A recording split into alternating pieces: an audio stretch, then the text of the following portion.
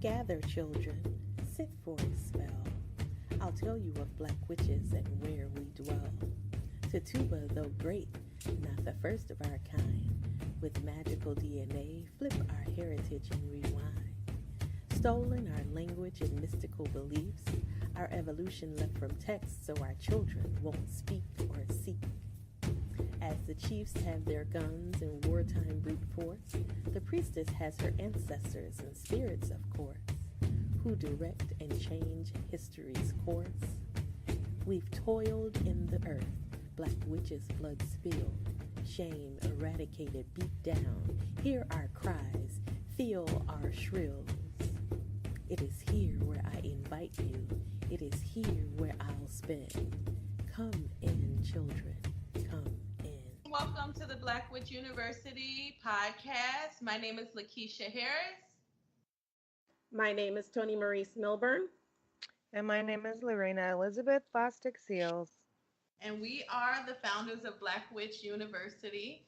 And we are broadcasting live from our respective areas. You finally get to hear the voices of the other co-founders of Black Witch University. And today we are talking about the power of intention. It's going to be a really good show, and we can't wait to talk about this because we have, between the three of us, often talked about intention with magic.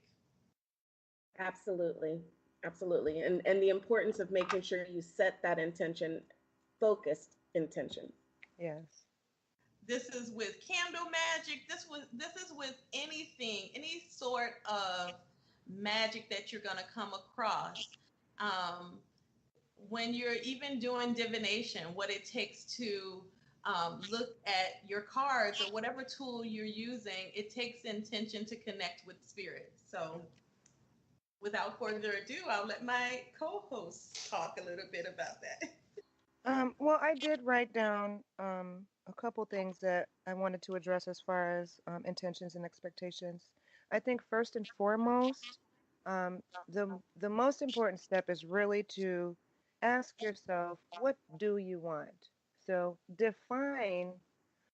absolutely define what it is that you want to achieve or succeed.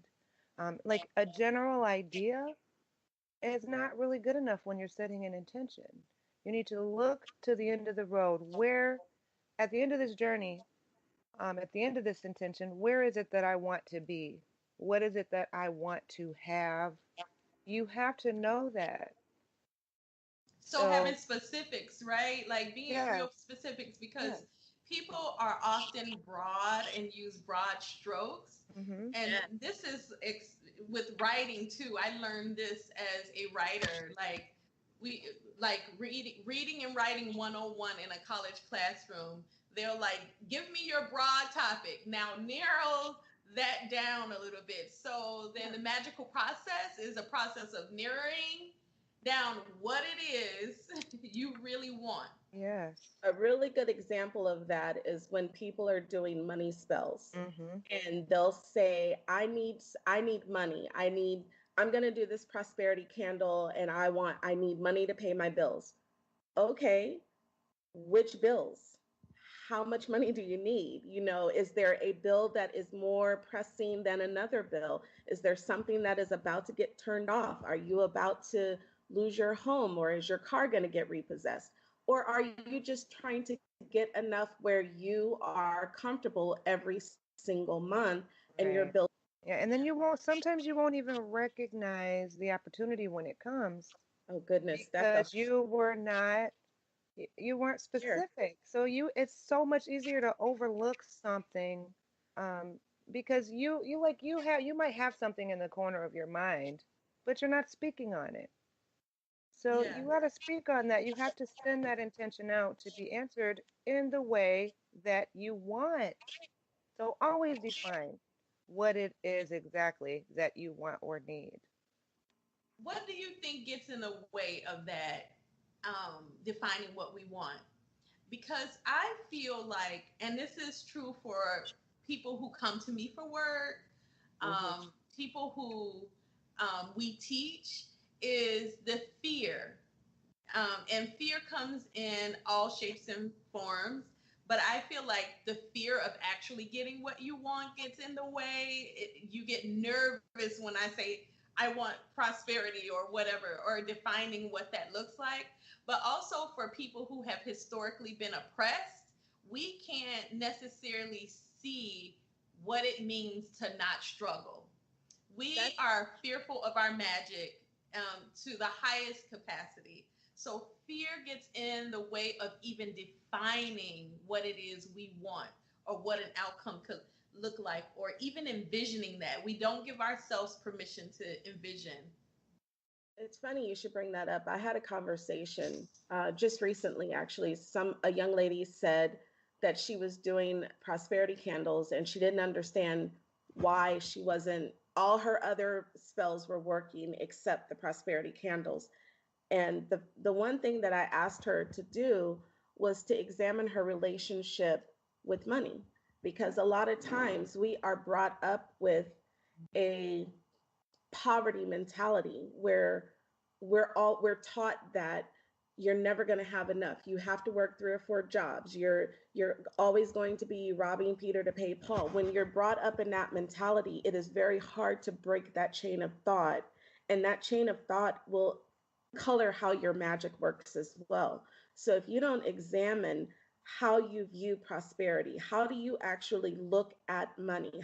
What do you consider prosperity and wealth and abundance? What does that mean to you? And then once you figure out what your thought process is, challenge yourself. If it's something that is demeaning and not positive in your mind, then it's up to you to change that thought process. You have to retrain yourself on how you think. You have to literally give yourself permission to acknowledge that you are absolutely worth everything that the universe has available to you. And you have every right to say, I want everything the universe has for me right now. Yes. You have a right to say that. And until you give yourself that permission, your magic is going to keep slagging. It's not going to present itself the way it wants to, because you're not sure that you actually should have it. So the young lady that I was talking to, when I put that out there, it didn't just resonate with her. Ironically, it resonated with a whole lot of people. And it surprised me, because the group that I was talking in was a primarily Black group. And it astounded me just how many of us don't realize that concept, that and how that affects our intentions when we're dealing with our magic. How what we were brought up with, the way our culture has been, the way the oppression has happened within our culture, how that completely affects everything, including and especially our magic. Yeah. Yes, yes. So then the intention process becomes a process of decolonizing. Mm-hmm. It becomes a decolonizing process in and of itself. Yeah. Yep. So when you are setting your intention, and this is also true, I feel like, for love magic, you know, the way in which we view and cultivate love and relationships in our lives, be it friendships or what have you, you have to first start with the intent of looking at yourself and how you come into relationships. People are afraid of love magic, which is why I put up a love spell this week. Because I have gone into groups and people, and in my interaction with even other Black witches, and they are like, "Ooh, I am so afraid of love. I don't work no love magic because this what we've been what has been seen in Hollywood and on TV is that if you work a love spell on somebody, it's gonna always go bad." And I'm like, love spells in and of itself are not bad. Your intention around the love spell Yep. is what could fuck things up, right? Exactly. Exactly. So if your love spell is to rule and control somebody else's thoughts and process, right? And dominate them, it could go bad, right? It could totally be fucked up. But if your intent is to come from a pure place of your heart source and heart space, and thinking about love for yourself, universal love, and even love for another person, where you're putting that energy out there and attracting the person that is for you to come into existence. Yes. Where you're doing a self-love spell, so that love, that universal love that the universe has for you to come into existence and present itself for you. Love spells are great, but I it love is how your, you talked about the self-love. yeah, Put that in there because if you're doing some love work and you're trying to draw something to you that you don't feel for yourself, there's a lot of potential, like you said, for that to backfire. yeah. So I think it's important to always put that bit of self in there. Well, how much do I love me? And and enter into it with the understanding that you deserve all the love. And there brings us back to the decolonization of our thought Yes. process, Yep. because how many of us are brought up to believe we don't deserve love, We're we don't not good deserve enough. affection, we're not worth it, we're not worth the time of day, we're not worth being spoiled, we're not worth someone taking the time to spend time with us. We have those deep-seated thoughts in our minds, and that again, decolonization needs to take place in order for us to accept those things from us, for us. So I agree, and I truly believe if you start those love spells from a place of self-love, and you're not saying I want this person specifically, you're saying I want the person that ancestors and spirit has for me to present themselves to me. That's different. To me, that's totally different than, oh, I want Billy Bob down the road to fall in love with me That's because all. That's what you see the majority of the right, right. time. It's like And then when you there are do it, people and not they're even like, looking for love. They're just oh looking for shit, I got Billy somebody, Bob, but then when anybody. came Johnny Joe and Silly Sue and the whole slew of all these other people that came with Billy Bob that you didn't know was going to come with him because you didn't bother to look at all the other baggage that was coming with Billy Bob. So Mm-hmm. that's why you don't ask for, at least in my opinion, you don't ask for a specific love. But when you put out there that you want ancestors and spirit to present to you the person for you, it's gonna happen. It's gonna happen. But what we see, y'all, time and time again, I know y'all see it in your practice. I have seen it in my practice individually. We have seen it amongst our students. And everybody wants to have a love spell so that they can control and dominate a specific person, circumstance, That's not a and love spell, though. I mean, that's they need to not. understand that. You have to define that separately. It's commanding. That's a That's commanding That's ending spell. spell. That's right. exactly. And I'm always like, yo, you can go get that. You can find it. It is out there to control and command somebody. I'd rather use that to control and command some fucking oppressor that's gonna give me my money and give me Right? redistribute this wealth. Yeah. Exactly. You can do all of those things, but everything in its place, my loves, and start to decolonize your thinking, which is, I feel like, how we go about teaching at BWU. And Mhm. I feel like students get this, oh, we want to get directly to the spells. We want to get directly to the conjure. And Every it's like time. we see it every single year. And we are like, but we got to learn Pause. the history first. And we Let's got to pause. learn, let's pause. There is a whole process. So yeah, it is very interesting to see that happen.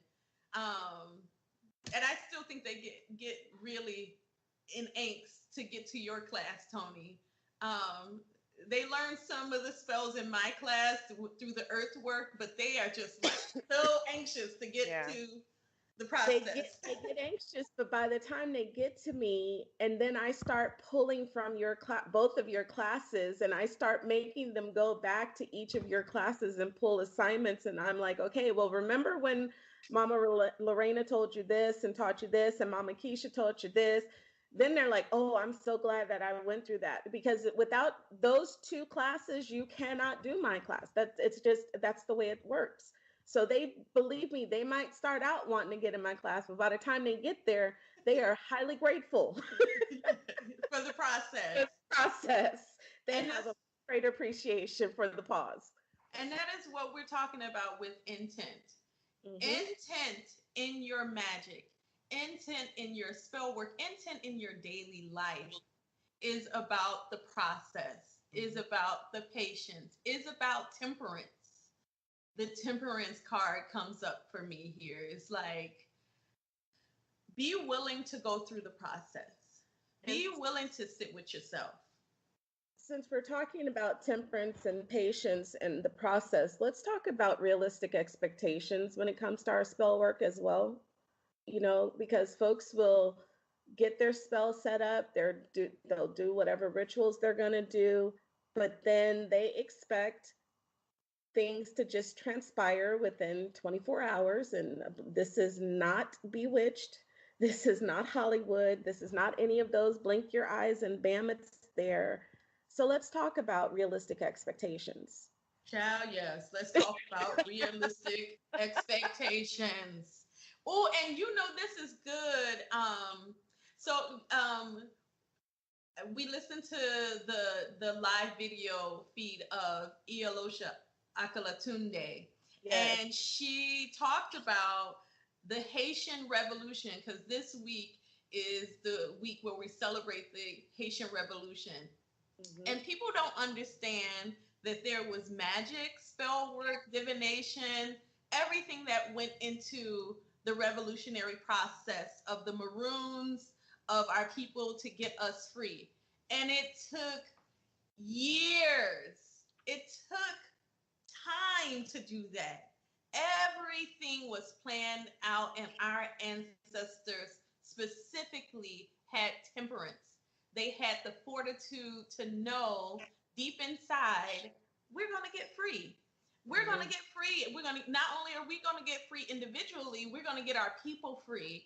And that is what the process looks like. I don't know if, Lorena, you want to add something, but be realistic with your goals and expectation. It takes time. The gumbo doesn't cook itself in 1 minute. There's a whole process with the gumbo. Yep. It's absolutely. And I want to add to with the expectations. People really need to look at and examine what other resources are already available.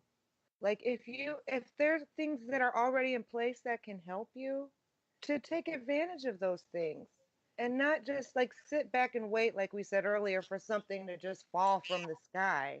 Like, you have to be active. Your potential has to be activated. Potential is just potential until something lights it up, right?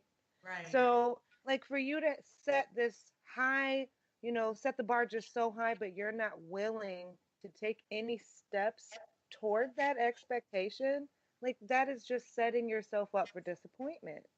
So magic is not about, lighting a candle, saying an incantation, and then just stepping back. And, it's to provide more opportunities. It's to open more doors. It's for arrows to appear to point you toward a path that's going to lead you to that which you desire. But you have to be moving too, right? The magic And is if you're not, you're always going to be disappointed. they need to look at magic as a tool. It's not the answer. The magic is not the answer. The magic is a part of the entire process. It is just one of the tools that you're using to reach your ultimate expectation. So don't look at it as Lorena was just saying, you don't just set it and forget it. This is not like that. You have to set it and then do your part. The magic doesn't work. Set it and go get it. Right. Exactly. Set it and go get it. Exactly. Yes, go get it. This is exactly, Lorena. Exactly. Don't get lazy and believe me when I tell you, when you go to ancestors and you ask them for stuff and then you sit on your ass and don't do anything, I promise you, if your ancestors anything like mine, they're gonna kick your ass all day, every day till you get up and start moving because they're not going to do it for you. They'll open the doors for you. They'll point you in the right direction. They'll move blocks out of your way. They'll get people out of your way, but you still need to get up and do the work. Yeah. If you think of magic, spell work, conjure work, hoodoo, it is, if you think of it in the form of a car, right? Mm-hmm. So you have the car, you got to put gas in the car, you got to start the ignition, but still the car ain't gonna go nowhere until you pull the handle and actually drive the vehicle to the destination. The ancestors will provide you with the car. They will provide you with opportunities to get the funding to get the gas, and will even help you to start the car. But if your ass is not driving, if you cannot go from point A to point B, if you cannot activate the roads, that they open, if you can't go walk and drive down those pathways, where you're going, what are you doing? So, like Lorena said, set it and go get it. Yeah. It's set it and go get it.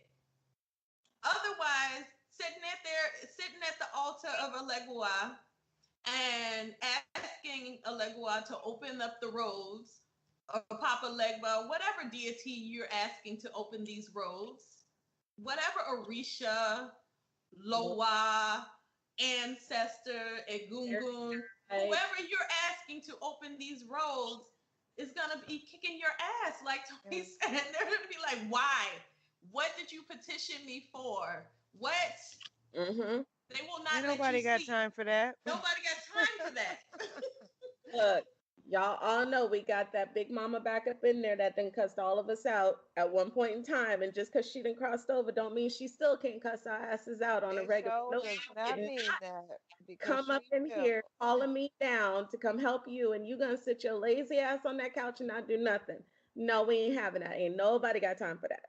We all know we got that one relative in there on the other side that can do that. So let's not. So, set your intentions, be realistic, have the staying power, and follow through. Mm-hmm. If that's the point that we can get across to you for this week's podcast, if you can really take those three things in, really narrow down your intention, look at them, decolonize around that process, think about what it is you want to do it, go ahead and set that intention. Follow through is important, and know that your magic is good. It's good. It's in your DNA. Your magic is good. Go and get it. Trust it. Go get it, y'all. Set it and go get it. So, I want to thank all of those people who have donated to our Patreon page. As of this moment, at this podcast recording, we have 6 contributors. Thank you so much. I also want to talk about that if you want to connect with us, you can always go to www.blackwitchuniversity.org. There you can access our newsletter, our conjure shop that will be up around the 15th of this month. We'll have all types of goodies for you to purchase. And you can have more information about Black Witch University and our Patreon page. Please contribute. We are really building something special in Black Witch University. That power of 3 is no joke. Exactly. It is good magic. It is good healing. It is great knowledge. And Black women, Black witches are doing something spectacular. And we have been doing it from the bottom up. We have been getting it out of the mud, as the young people say. We have been getting it out of the mud. So we hope you enjoyed, learned from this podcast. We love y'all. Again, my name is Lakeisha Harris. I'm Toni Maurice Milburn. And I'm Lorena Elizabeth Bostic Seals. And we welcome you to Black Witch University Podcast. Have a great, great day. We live on social media. I read other people's thoughts.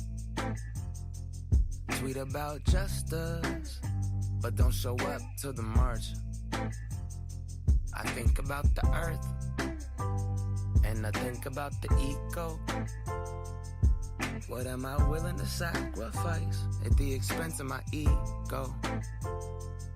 Wanna live freely, why isn't it so easy? I should read a book, but I keep watching this TV. And I know this lifestyle doesn't really feed me. I just tune out to the voice inside the speaking. All my little problems keep on building up and building up. All my good intentions just ain't good enough. Can find the love, so I smoke into my lungs.